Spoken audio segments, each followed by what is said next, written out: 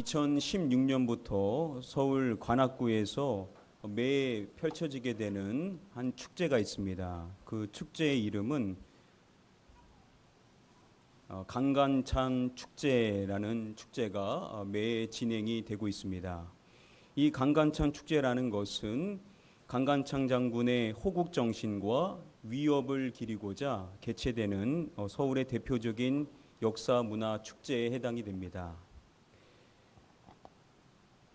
아시는 것처럼 당시 고려는요, 이 거란과의 계속해서 이어지는 전쟁으로 인하여 큰 위기 가운데 놓여 있었습니다. 거란은 소베아 장군과 또 10만 명의 정예군을 이끌고 또다시 고려를 침략하게 되죠. 자, 그러한 위기 속에서 나라를 구하기 위하여 나섰던 사람이 바로 강간찬 장군이었었습니다. 아시는 것처럼 귀주대첩이죠. 엄청난 승리를 거뒀었던 이 승리가 바로 강간찬 장군의 지략과 그리고 전술을 통하여서 완벽한 큰 승리를 거두게 되었었던 것입니다. 자, 그래서 이 고려사의 강간찬의 열전 중의 내용을 보면요, 그 귀주대첩의 승리를 설명해주는 다음의 내용이 나옵니다. 거란군의 시체가 들을 덮었으며 사로잡은 포로와 노획한 말, 낙타, 갑옷, 병장기들을 다 셀 수 없을 지경이었다. 살아서 돌아간 자가 겨우 수천 명이었으니 거란이 이토록 참혹하게 패배한 것은 전례가 없었다라는 기록이 있습니다. 그러니까 엄청난 승리를 거두게 되었었던 것입니다. 자, 그래서 이 강간찬은요, 을지문덕과 그리고 이순신과 더불어서 우리나라의 3대 영웅으로 손꼽히게 되죠. 지금도 우리가 이 강간찬이라는 이름을 잘 기억할 수 있는 것이 여러 곳에서 이 이름이 지금도 쓰이고 있는 것을 우리는 잘 알고 있습니다. 그만큼 그를 특별하게 생각을 하는 것이겠죠. 여러분, 이렇게 축제를 통해서 강간찬 장군의 그 업적, 그의 위상에 대하여서 기억하고자 하는 것인데요, 이 강간찬 장군이 이끌었었던 병력들이 승리하여 돌아왔었던 그 퍼레이드를 지금도 이 축제 가운데 진행을 하면서 그 당시의 승리가 어떠했을지에 대하여서 재현을 하는 그러한 프로그램을 진행한다라고 합니다. 여러분, 엄청난 승리를 거두게 되었었던 이 강간찬의 고려군들이 승리하여 돌아왔었을 때 그 모습이 어떠했을 것이라고 여러분들 생각이 되시는지요? 위키백과의 자료를 보니까요, 이러한 설명이 있습니다. 1019년 2월 5일 고려의 국왕인 현종은 직접 영파역까지 나아가 강간찬을 맞이하였다. 이때 임시로 지은 누각에 현종이 친히 올라 술잔치를 베풀며 강간찬의 손을 잡고 금으로 만든 8가지 꽃을 강간찬 머리에 직접 꼽아주었고 승리를 기념하기 위하여 영파역을 흥유역으로 고쳐 부르도록 하였다라는 기록이 있습니다. 자, 이 내용을 봤었을 때 강간찬과 돌아왔었던 그 군사들을 어떻게 맞이해 줬는지를 우리는 짐작해 볼 수가 있죠. 그리고 그곳에서 잔치가 벌어지게 되었었던 것입니다. 큰 승리를 했으니 당연히 큰 잔치를 벌였었던 것인데요, 당시 현종이 이 강간찬을 얼마나 치켜 세웠는지를 이 내용을 통해서 확인해 볼 수가 있는 대목입니다. 왜 강간찬 장군을 치켜 세운 것이겠습니까? 전쟁을 통하여 큰 승리를 이끌었기 때문일 것인데, 국사편찬위원회 자료를 보니까요, 이 강간찬이 구주 등지에서 거란을 침략군을 격퇴하고 개선하였었을 때 그 당시에 대한 내용을 이렇게 기술해 주고 있습니다. 강간찬이 삼군을 거느리고 개선하여 노획물을 바치니 왕은 친히 영파역까지 나와 영접하였다라고 말을 하고 있습니다. 큰 승리를 거뒀는데 중요한 점이 뭐냐면 그 큰 승리를 통하여서 얻었던 그 노획물들을 현종에게 바쳤다라는 기록이 있는 것입니다. 큰 승리를 거둔 그 증거가 명확하게 그 노획물을 통하여서 드러나게 되었었다라는 것이죠. 앞서서 살펴봤었던 내용에서 우리가 살펴봤었죠. 당시 노획한 말, 낙타, 갑옷, 그리고 병장기들이 셀 수 없을 만큼 많이 있었다라고 기록을 하고 있는 것입니다. 큰 승리를 거둔 그 명확한 증거가 셀 수 없을 만큼의 그 노획물을 통하여서 분명하게 드러나게 되었다라는 것이죠. 그래서 현종이 큰 잔치를 베풀었었던 이유가 물론 승리에도 이유가 있지만 그 얻었던 셀 수 없을 만큼의 큰 노획물로 인하여서 기쁨을 주체하지 못하고 큰 잔치를 벌이게 되었던 것으로 유추해 볼 수가 있는 것입니다. 그러니까 전쟁을 통해서 얻은 이 노획물은요, 당시 개선하였었던 그 병력들을 축하해주고 함께 그 기쁨을 나누는 축제의 장의 중요한 이유가 되었었다라는 것을 알 수가 있는 것입니다. 우리가 지난 시간까지 사무엘상의 30장의 말씀을 살펴보고 이제 오늘 마지막 30장의 내용을 우리가 살펴보게 됩니다. 이스라엘 백성들이 아멜렉과의 전쟁을 통하여서 큰 승리를 거두게 되죠. 400명을 제외하고 모든 아멜렉인들을 멸하게 되는 큰 승리를 거두게 되었습니다. 이 큰 승리를 통하여서 그들이 아내와 자녀들을 다시금 되찾았을 뿐만 아니라 그들의 손에는 뭐가 있었냐면 양떼와 소떼, 즉 많은 노획물들을 그들이 가지고 돌아오게 되었다라고 말씀은 이야기를 해주었죠. 자, 그들이 그 많은 노획물들을 가지고 먼저 이르게 되었던 곳은 바로 부솔 시내였었습니다. 여러분, 이 부솔 시내에 누가 있었던 것이죠? 전쟁에 참여하지 않았었던 200명의 병사들이 그 부솔 시내에 머물러 있었던 것입니다. 자, 그래서 되찾은 아내와 그리고 자녀들과 많은 노획물을 가지고 이 부솔 시내에 이르게 되었던 것인데, 자, 그랬었을 때 문제가 발생한 것이 그 가운데 다윗과 함께 있었던 사람들 가운데 악한 사람들, 불량배들이 이야기하기를, 자, 저들은 우리랑 같이 전쟁에 참여하지 않았으니까 그들에게는 우리가 얻은 이 물건들 중에 어떠한 것도 그들에게 주지 말자라고 이야기를 했었던 것입니다. 자, 그러한 그들에게 다윗이 설득을 하게 되는 것이죠. 그래서 결국 전쟁에 참여했던 사람이나 그리고 전쟁에 참여하지 않았던 사람이나 균등하게 동일하게 분깃을 받을 수 있도록 다윗이 조치를 취하게 되었었던 것입니다. 여기까지가 우리가 지난 시간에 살펴봤었던 내용이고요. 이제 오늘 본문의 말씀은 그 이후의 사건에 대하여서 말씀이 이야기를 해주는 것입니다. 우리 본문 시작의 말씀을 같이 한 목소리로 읽어보도록 하겠습니다. 다윗이 시글락에 이르러 전리품을 그의 친구 유다 장로들에게 보내어 이르되 보라, 여호와의 원수에게서 탈취한 것을 너희에게 선사하노라. 자, 다윗이 어디에 이르러라고 말씀이 시작을 하죠? 시글락에 이르러라고 말씀을 해주죠.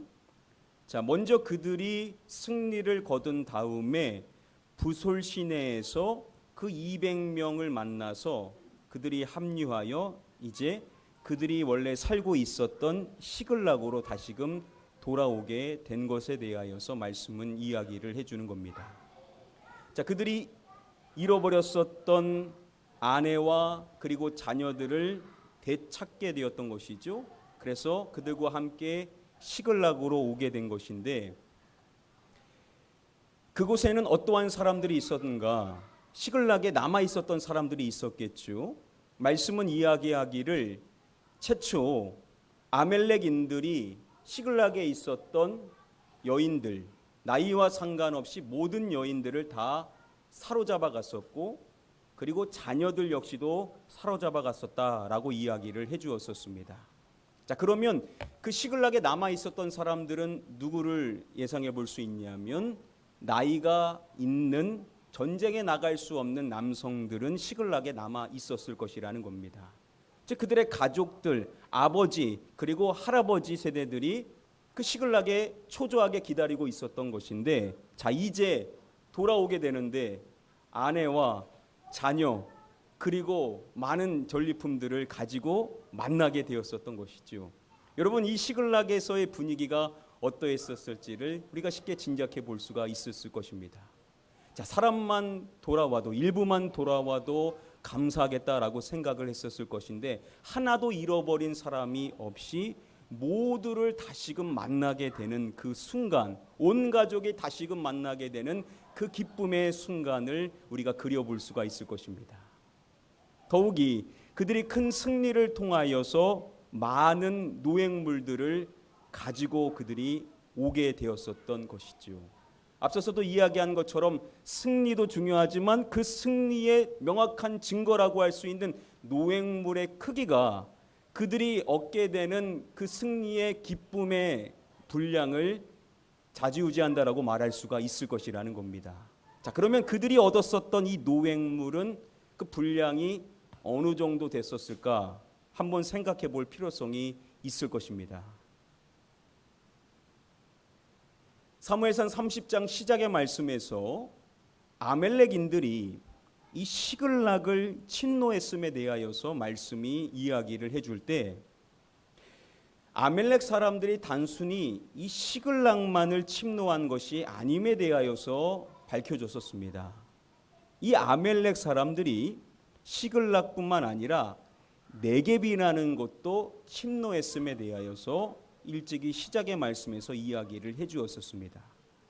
이 네겝이라는 것은 바로 남부 지역을 총칭하여 일컫는 내용인데요, 이 아멜렉 사람들이 시글락만 침노한 것이 아니라 남부 지역 역시도 침노했다라는 것이죠. 그들의 침노의 목적은 무엇입니까? 노획물들을 얻는 것이 그들의 생존 수단이었었기 때문에 네겝과 시글락을 침노하여 그 전리품들을 그들이 챙겨가게 되었었던 것입니다. 다윗과 그의 사람들이 아멜렉 사람들을 뒤쫓을 때 원래 아멜렉의 종이었었던 애굽 사람 하나를 만나게 되죠. 그 아멜렉 종이었었던 그 애굽 사람이 이야기하기를, 마지막에 자신들이 시글락을 불살았다라는 것을 이야기하기 전에 먼저 말했던 내용이 이것이었습니다. 우리가 그렛 사람의 남방과 유다에 속한 지방과 갈렙 남방을 침노하고 라고 말을 했었습니다. 즉, 이 아멜렉 사람들이 구체적으로 어디를 침노했냐? 먼저 그렛 사람의 남방, 그리고 유다에 속한 지방과 갈렙 남방을 침노했다라는 것이죠. 즉, 이 아멜렉 사람들은 시글락에서 얻었었던 그 물품들뿐만 아니라 그렛 그리고 유다, 이 갈렙 남방의 지역에서 얻었었던 물건들이 많이 그들은 가지고 있었다라는 것이죠. 많은 짐승들과 많은 전리품들을 그들이 가지고 있었을 것이라는 겁니다. 더욱이 다음의 말씀을 보면요, 그 아멜렉 사람들이 블레셋 사람들의 땅과 그리고 유다 땅에서 약탈했음에 대하여 이야기할 때, 그냥 약탈했다라고 말하지를 않고 성경은 그들이 크게 약탈했다라고 말씀은 이야기를 해줍니다. 그들이 약탈했었던 분량이요 매우 많았었다라는 것을 이야기합니다. 즉, 지역도 시글락만 한 것이 아니라 여러 남방 지역에서 노획물을 가졌었고, 또한 시글락의 노획물 역시도 그들이 가지고 있었다라는 것이죠.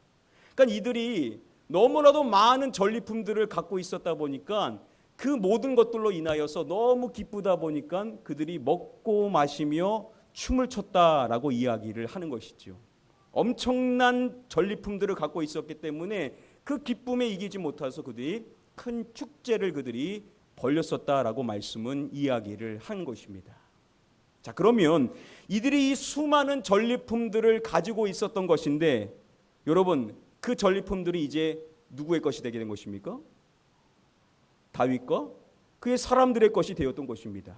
다윗과 그의 사람들이 그 전쟁을 통하여서 그 전리품들을 얻게 되었던 것인데, 그 노획물들을 다 취했던 것이었기 때문에, 그렇다면 그 노획물이라는 것은 단순히 원래 그들의 것만 그들이 취한 것이 아니라 그들이 가지고 있었던 그 노획물들은 그들이 남방 지역과 그리고 시글락 그 모든 지역에서 크게 약탈했었던 그 모든 노획물들을 다윗과 그의 사람들이 챙겨오게 되었다라는 것을 말씀은 유추할 수 있도록 이야기를 해준다라는 것이죠.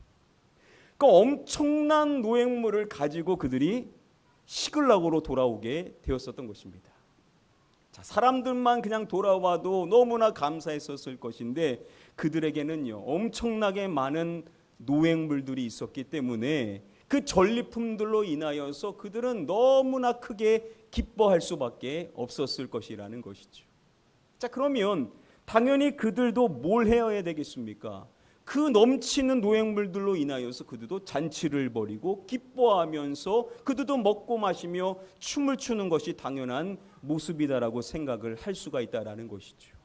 자, 그런데 말씀은 다윗이 그렇게 많은 전리품들을 얻어가지고 시글락으로 돌아왔었을 때 뭘 했는가, 이것에 우리가 주목을 해야 된다라고 말씀은 이야기를 해주는 겁니다. 다른 사람들 같으면 잔치를 벌이며 기뻐하며 춤췄을 것인데 다윗이라는 사람은 그러한 모습을 보이지를 않더라는 것이죠. 자, 그러면 뭘 했는가? 우리 다시금 오늘 본문 시작의 말씀을 함께 한 목소리로 읽어보겠습니다. 다윗이 시글락에 이르러 전리품을 그의 친구 유다 장로들에게 보내어 이르되 보라 여호와의 원수에게서 탈취한 것을 너희에게 선사하노라. 자, 다윗이 시글락에 이르러서 그 얻었던 수많은 그 전리품들을 가지고 뭘 했다라고 말씀은 이야기하냐면 다윗이 유다 장로들에게 그것을 보내요라고 말씀을 해주는 겁니다.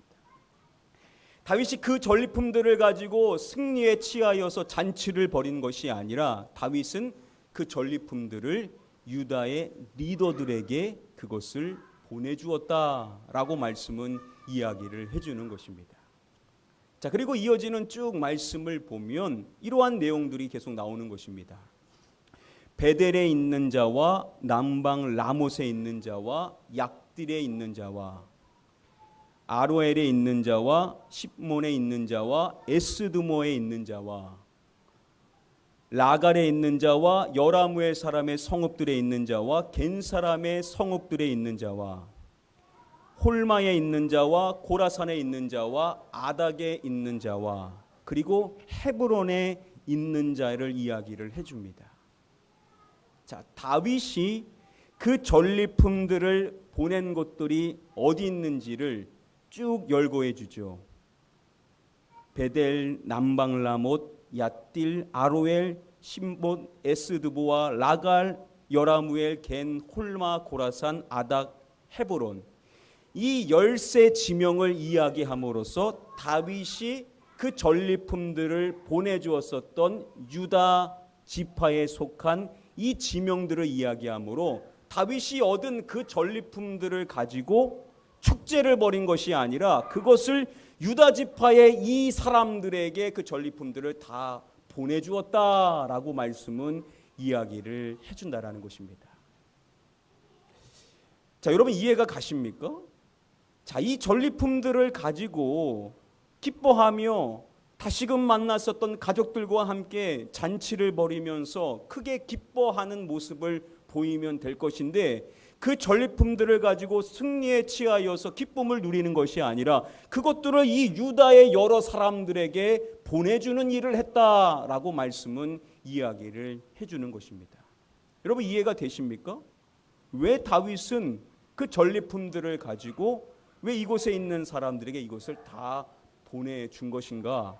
당연히 말씀은 왜 그렇게 한 것인지에 대하여서 우리가 궁금해하며 이 말씀을 읽어야 된다라는 것을 이야기한다라는 것이죠.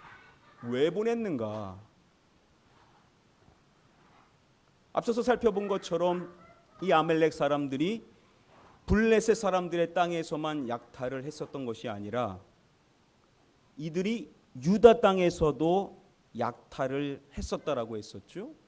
자, 그러면 유다에 속했었던 사람들도 이 아멜렉 사람들로 인하여서 빼앗겼던 것이 있었던 것입니다. 자, 그러면 다윗이 원래 주인들에게 그것을 보내준 것이다. 인도적인 차원에서 안 보낼 수도 있겠지만 자신의 지파 사람들에게 그것을 보내주는 것이었다라고 생각을 해볼 수도 있을 것입니다. 그리고 오늘 본문 마지막 내용을 보시면은요, 다윗과 그의 사람들이 왕래하던 모든 곳에 보내었더라라고 또 말씀을 해줍니다. 앞서서 열거했었던 그 지역뿐만 아니라 다윗과 그의 사람들이 왕래했었던, 즉 교류해 왔었던 모든 곳에도 그 전리품들을 보냈다라고 말씀은 이야기를 해주는 겁니다. 즉 다윗과 그의 사람들에게 도움을 주었었던, 함께 협력했었던 유다 지파 사람들에게 그것을 보냈다라는 것은 다윗이 자신의 앞으로의 길을 위하여서, 즉 정치적인 목적을 가지고 이러한 것을 보냈다라고도 생각을 해볼 수도 있을 것입니다. 자, 그런데 미국의 유명한 신학자인 로버트 버거는요, 이 이야기의 말씀을 설명해 줄 때 다윗이 인도적인 차원에서 아니면 정치적인 이유에서 그 전리품들을 유다 지파 사람들에게 보냈었던 것이 아니다라고 말합니다. 그가 그렇게 한 데에는 다른 분명한 이유가 있었기 때문에 다윗이 그 전리품들을 그곳에 있는 사람들에게 다 보냈었던 것이다라고 설명을 합니다. 자, 그러면 왜 보낸 것인가? 굳이 안 보내도 되고 나중 보내도 될 것인데 그가 그 전리품들을 가지고 어떠한 기쁨도 취하지 않고 즉시 그것을 유다 지파의 사람들에게 보냈었던 그 이유가 무엇인가? 우리는 그 이유에 대하여서 분명하게 궁금해하며 다윗의 그 모습을 통하여서 우리가 교훈을 받아야만 할 것이라는 것이죠. 그 이유가 무엇인가? 자, 다시금 오늘 본문 시작인 말씀 26절 다음의 말씀을 함께 한 목소리로 읽어보도록 하겠습니다. 다윗이 시글락에 이르러 전리품을 그의 친구 유다 장로들에게 보내어 이르되 보라 여호와의 원수에게서 탈취한 것을 너희에게 선사하노라. 자, 다윗이 그 전리품들을 유다 장로들에게 보내어 주었음에 대하여 말할 때 그것을 그냥 보내주고 끝내는 것이 아니라 그렇게 보내주었었을 때 다윗이 그들에게 말했었던 메시지, 즉 전달해 주었었던 메시지가 있었음에 대하여서 이야기를 하는 것입니다. 즉 다윗이 그것을 보내줌으로써 자신이 서둘러 그들에게 말해주고 싶었었던 내용이 있었다라는 것이죠. 바로 이것 때문에 다윗이 서둘러 시글락에 도착하여서 다른 것들을 하지 않고 그것을 유다 지파 사람들에게 보냈었다라는 것입니다. 자, 그래서 로버트 버거는 바로 이 내용, 다윗이 전했었던 그 내용에서 그가 그것을 유다 지파 사람들에게 보냈었던 그 이유를 알 수가 있다라고 설명을 합니다. 그 내용을 보시면 먼저 보라라고 말씀을 하죠. 다윗이 메시지를 전할 때 보라라고 이야기를 함으로써 그들에게 주목을 시키는 겁니다. 자, 당신들에게 이것을 보내는데 내가 당신들에게 보내는 목적이 무엇이냐? 바로 자신이 말하고자 하는 이 내용이라는 겁니다. 보라라고 이야기를 하고 그들에게 전한 메시지가 뭐냐면 누구의 원수에게서 탈취한 것이라고 먼저 이야기를 하는 것입니다. 누구의 원수라고 말합니까? 여호와의 원수라고 이야기를 하죠. 자, 여러분 지금 다윗이 전하고 있는 이 여호와의 원수, 말하고 있는 여호와의 원수는 누구를 말하는 것입니까? 아멜렉 사람들을 이야기하는 것이죠. 아멜렉인들을 말할 때 여호와의 원수라고 이야기를 하는 것입니다. 여러분 그냥 아멜렉 사람들에게서 탈취한 것이라고 말해도 되는데 왜 굳이 여호와의 원수에게서 탈취한 것이라고 이야기를 한 것일까요? 그냥 오해 없이 분명하게 아멜렉인들에게서 탈취한 것입니다 라고 말하면 될 텐데 그렇게 말하지 않고 여호와의 원수라고 이 아멜렉인들을 표현을 하고 있다라는 겁니다. 자, 이렇게 하는 데는 분명한 이유가 있는 것이죠.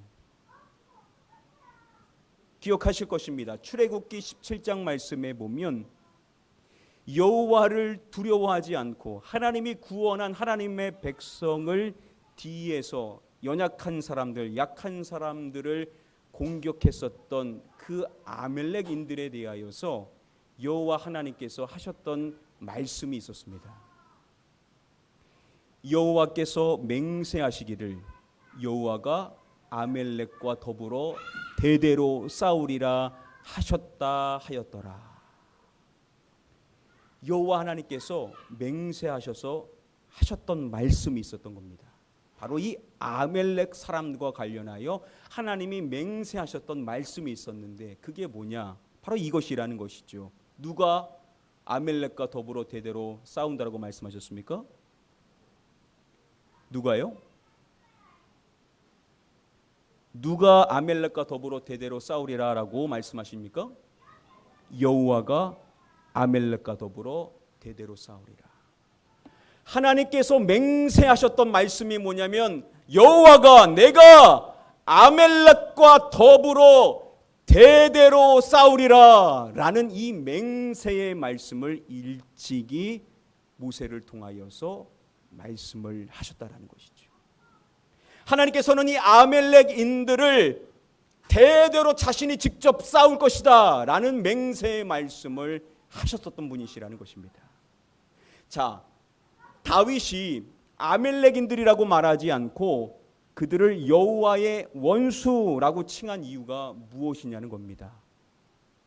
다윗은 분명하게 하나님께서 모세를 통하여서 그들에게 해주셨었던 말씀, 바로 자신이 아멜렉과 더불어 대대로 싸우리라 라고 말씀하셨던 이 맹세의 말씀, 이 말씀이 그냥 과거의 말씀이고 그냥 한 번 하셨던 말씀이고 더 이상 지금과는 아무런 상관이 없는, 이제는 우리하고는 아무런 상관이 없는 말씀이 아니라 바로 하나님께서 하셨던 이 약속의 말씀, 이 맹세의 말씀이라는 것은 지금도 살아있는 하나님의 말씀, 지금도 그대로 적용되어지는 하나님의 말씀, 지금도 살아서 그대로 우리에게 적용되어지는 말씀이다 라는 것을 유다 지파 사람들에게 알려주고자 한다는 것이죠. 그래서 그들에게 말하는 겁니다.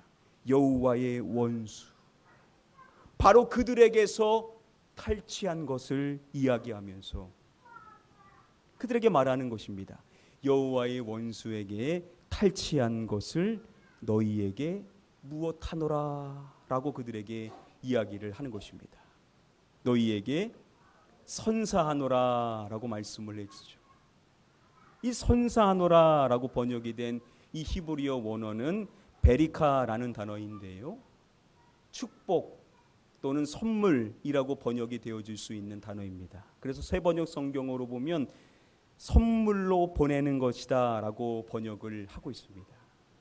자, 다윗이 그 탈취한 것들을 그들에게 선물로 보내는 것이다 라고 그들에게 메시지를 전달을 해준다라는 것이죠.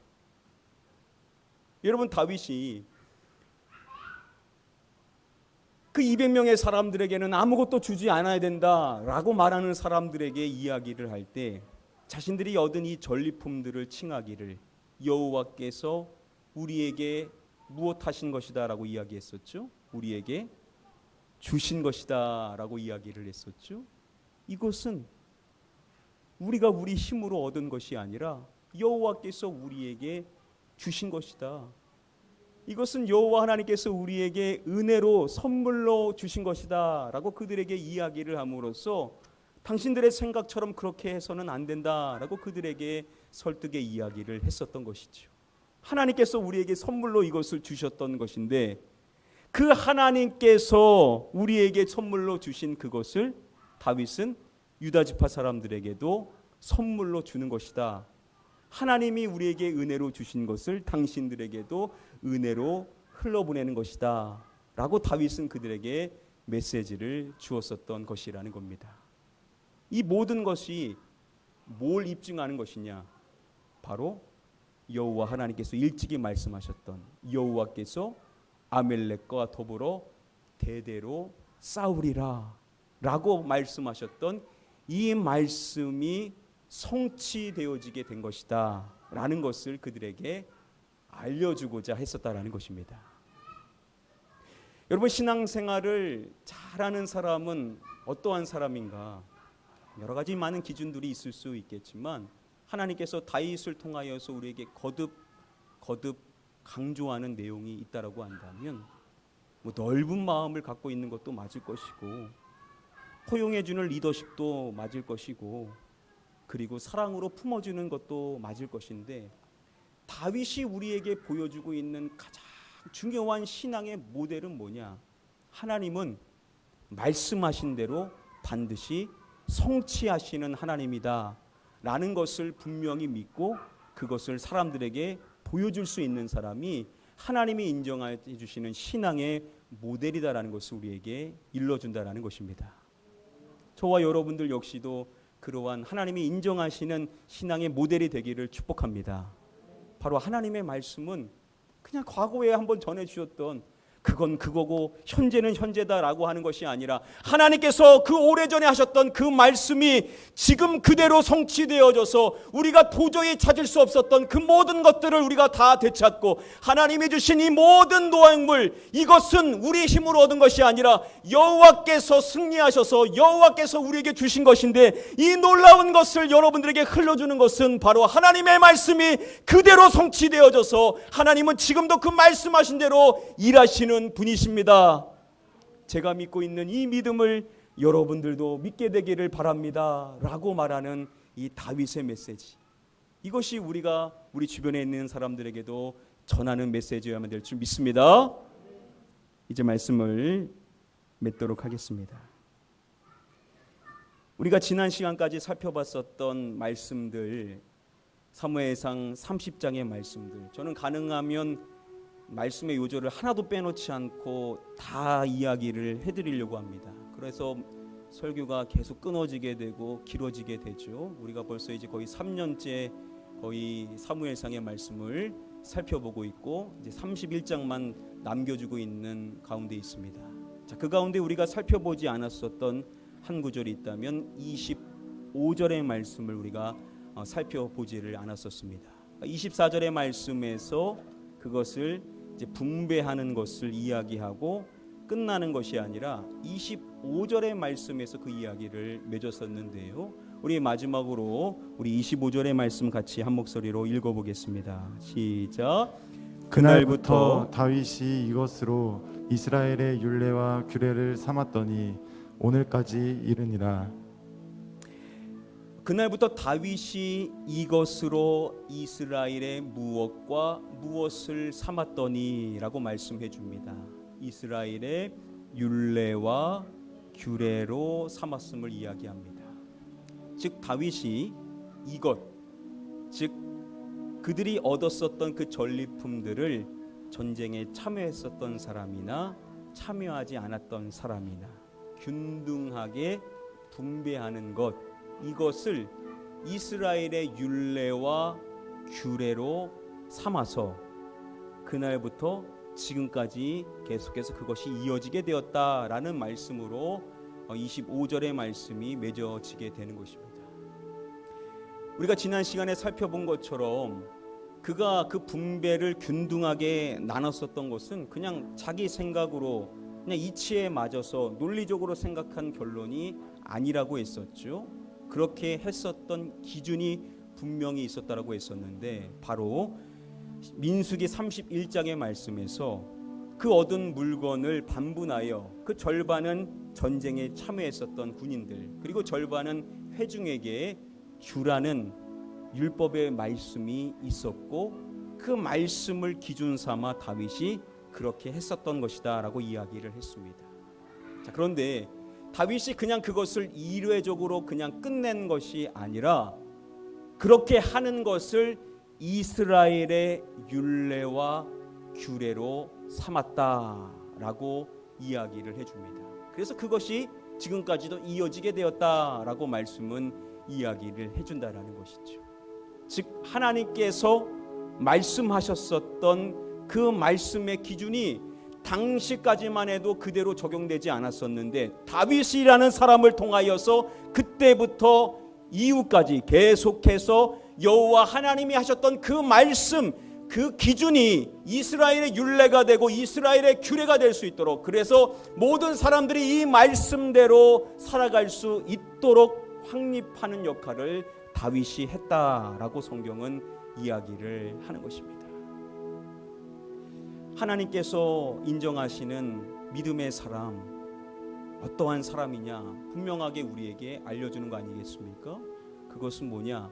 하나님이 하셨었던 말씀, 그 말씀의 기준이라는 것이 그냥 한 번 적용하고 끝나는 것이 아니라 모두가 그 말씀을 적용하여 모두가 하나님의 말씀대로 살아가서, 하나님의 말씀이라는 것은 그냥 과거의 이야기고 오늘하고는 상관없고 하나님께서 주신 말씀은 상황과 형편 따라 적용하는 것이다 는 것이 아니라, 하나님의 이 말씀은 우리 모두가 모든 상황 속에서 적용해야 되는 기준이다. 하나님께서 우리에게 주신 이 말씀은 우리 모두가 하나의 대 마음이 되어서 한 기준으로 이 말씀대로 살아가야 되는 것이다 라고 정해줄 수 있는, 그래서 모두가 이 말씀대로 순종하며 살아갈 수 있도록 이끄는 사람이 하나님이 기뻐하시는 믿음의 사람이라고 우리에게 이야기해 준다는 것입니다.